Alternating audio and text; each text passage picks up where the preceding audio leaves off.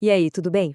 Hoje a gente vai mergulhar numa ideia bem interessante, a de que viajar pode ser muito, mas muito mais do que só tirar férias. Usando o Mercosul como nosso grande exemplo, vamos descobrir como o turismo pode virar uma ferramenta poderosa para a diplomacia e para unir nações. Pois é, essa é a pergunta que vai guiar a nossa conversa. A ideia de que uma simples viagem pode ter um propósito muito maior, sabe? De que ela pode de fato construir pontes entre os países. É exatamente essa possibilidade que a gente vai investigar hoje.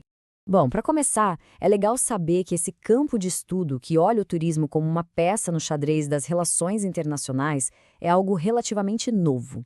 Mas é fascinante. Convida a gente a enxergar cada viagem não só como um passeio, mas como um verdadeiro ato de conexão. Então, o que é essa tal de diplomacia turística? A ideia central é essa. Não se trata só de férias, é sobre usar de forma inteligente o movimento de pessoas, de culturas e de dinheiro para aproximar os países, criar uma identidade que todos compartilham e, claro, fortalecer os laços entre eles. E para ver como isso funciona na prática, na vida real, a gente vai focar no protagonista da nossa história, o Mercosul. Ele nos dá um exemplo super concreto e bem ambicioso de como essa teoria toda pode ser aplicada em uma escala regional gigantesca. Resumindo a ópera, o Mercosul foi criado para ser um gigante econômico e político aqui na região, facilitando o comércio e a cooperação. Só que a ambição do bloco sempre foi muito além da economia. Olha, desde que ele foi fundado, lá em 1991, o objetivo sempre foi uma integração de verdade, bem profunda. Não era só sobre um país vender coisas para o outro, mas sim sobre criar uma comunidade sul-americana de fato.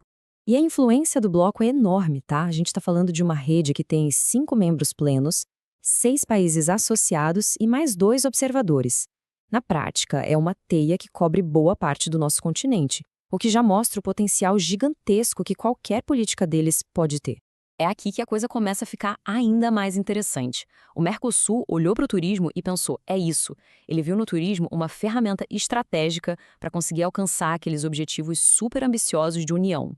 Essa citação, que vem direto do estudo que baseia essa nossa análise, mostra o tamanho da ambição, né?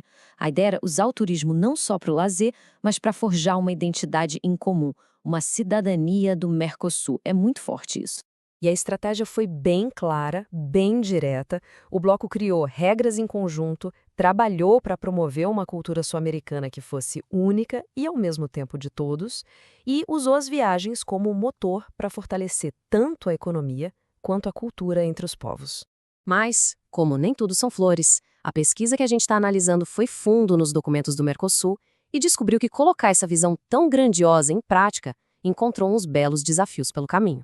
E olha, para chegar nessas conclusões, os pesquisadores analisaram nada menos que 41 publicações diferentes. Isso dá um peso enorme para o resultado, né? Não é achismo, é uma análise documental super aprofundada. E o que essa análise detalhada mostrou? Que existiam algumas rachaduras importantes na base dessa estratégia. A visão era, sim, poderosa, mas a execução acabou tropeçando em alguns obstáculos. Foram 3 desafios principais que apareceram. Primeiro, a falta de dados, de estatísticas regulares sobre o turismo. Sem número, como é que se mede o sucesso? Segundo, a falta de continuidade nas políticas. Um governo entra, outro sai, e as prioridades mudam. E por último, e talvez o mais difícil, foi consolidar um sentimento real de ser um cidadão do Mercosul, algo que vai muito além de um acordo no papel. Mas calma lá. Apesar de todos esses problemas, a conclusão da pesquisa não é que tudo deu errado. Muito pelo contrário.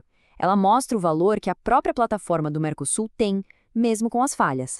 O que a análise mostra, no fim das contas, é essa tensão.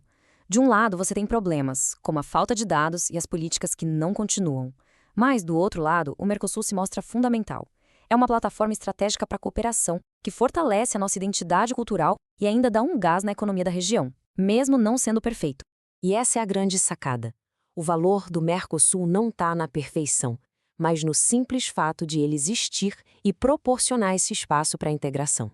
Mesmo com todos os seus desafios, ele continua sendo uma força que a gente não pode ignorar para unir a América do Sul através do turismo. E isso tudo joga a gente de volta para aquela primeira pergunta, só que agora com uma bagagem diferente, né? Esse caso do Mercosul nos faz pensar sobre o impacto coletivo das nossas viagens. Talvez o verdadeiro poder delas não esteja só no que a gente vê, mas nas pontes que, querendo ou não, todos nós ajudamos a construir.